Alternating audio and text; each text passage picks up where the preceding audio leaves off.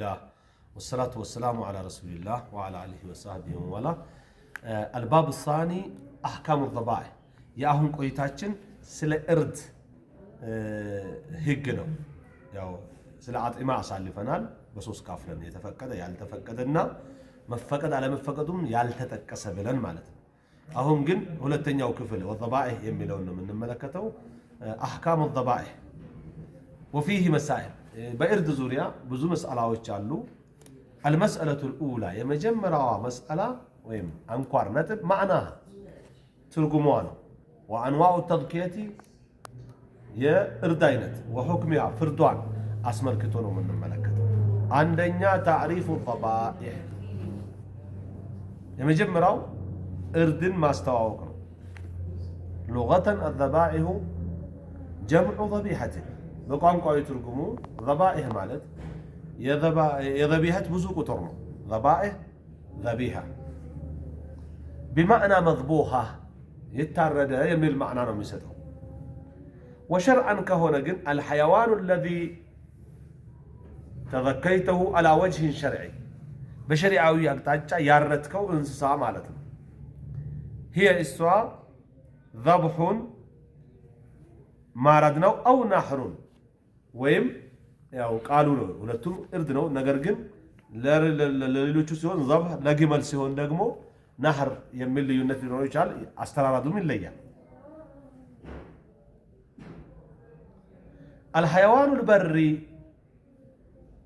المأكول المقدور عليه يميدا انسسا هونو يميبلانا لمارد يتچالبت كهونه بانت اج متاردو ነው بقطع حلقومه ومريئه ጉሮሮውንና መሪእ የሚባለው ይሄ ፈሳሽ ምግብ የሚወስድበትን ደም ስሩን መቁረጥ ነው። በመቁረጥ ማረድ ነው።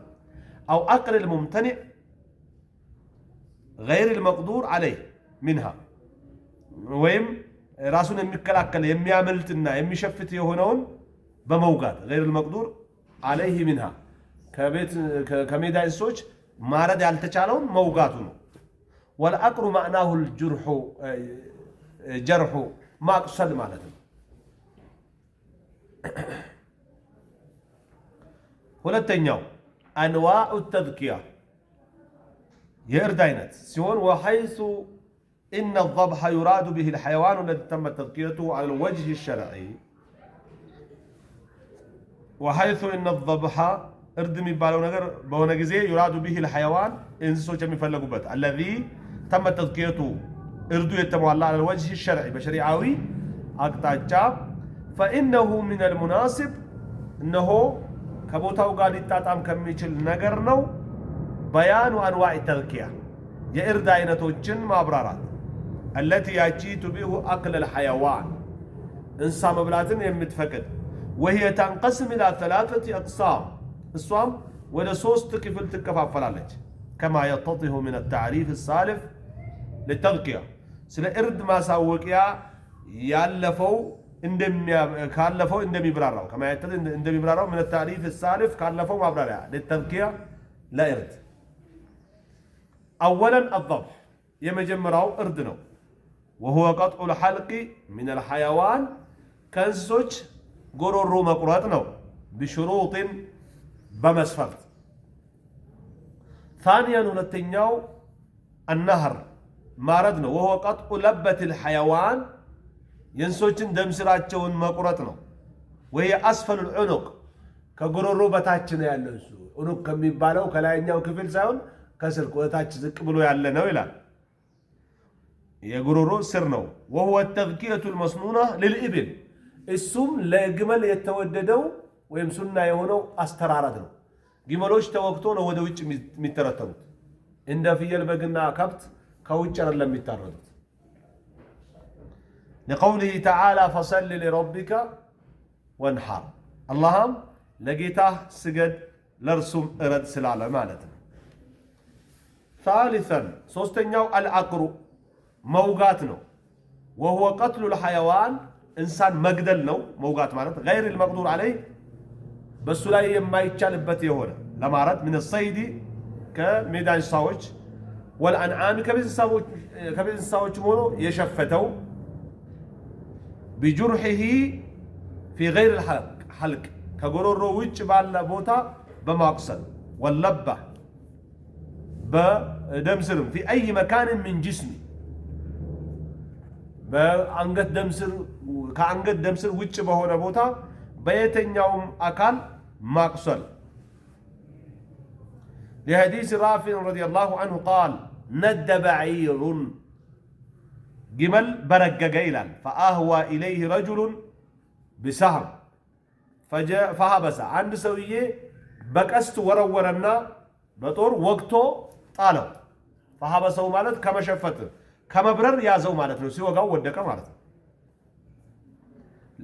كذا فقال رسول الله صلى الله عليه وسلم رسول مالو ما ند عليكم بنانت لاي يبرقق انسسا فاصنعوا به هكذا اندي ارغوت ጭራሽ በሮ ከሚቀር ወቅታችሁ ብሉት ነው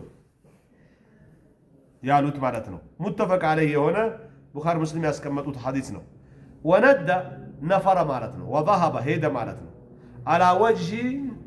على وجهه شاردا ወዳገኘው አቅጣጫ የሚበር ሆኖ ማለት ነው ማንም እንዳይዘው በቃ ድንገተኛ መሸፈት ማለት እኮ ነው የቤት እንስሳ ሶስተኛው ሁክሙ ተዝኪያ የእርዱ ፍርዱ ምንድነው እንደ እስላም ሁክሙ ተዝኪየት الحيوان المقدور عليه በሱ ላይ የሚቻልበትን እንስሳ የማረድ ፍርድ انها لازمه ግዳጅ ነው ማረድ አለበት ልትበላ ስትፈልግ لا يحل شيء من الحيوان المذكور بدونها ከተጠቀሱ እንስሳዎች የቤት እንስሳ ተብሎ አንዓም ተብሎ ግመል ከብት ፍየል በግ ዶሮ ማርገው ፈረስ ጥንቸል የተለያዩ የሜዳ አህያ ይበላሉ ብለናል አይደል ከነዚህ የቻልከውን ማረድ ነው ያልቻልከውን መውጋት ነው وذلك بلا خلاف بين اهل العلم ከውቀት ባልተቤቶች መካከል ያለ ምንም ልዩነት ማረድ ግዳጅ ነው ለቀውሊሂ ተዓላ حرمت عليكم الميتة ሙታን በእናንተ ላይ حرام ተደርጓል ብሏል የሞተ ከብት የሞተ እንስሳ መብላት وغير المذكى ميت ከሚታረድ ውጭ ያለ በሙሉ መይት ነው የሚባለው إلا السمك والجراد አንበጣ ምንድነው አሳና አንበጣ በስተቀር وكل ما لا يعيش إلا في الماء በውሃ እንጂ መኖር የማይችል ነገርም በሙሉ فيحل بدون زكاة ያለ እርድ حلال የሚሆን كما مضى بيانه في الأطعمة مابرارياو بباب الأطعمة እንዳለፈልን ይላል وصلى الله وسلم على نبينا محمد وعلى آله وصحبه وسلم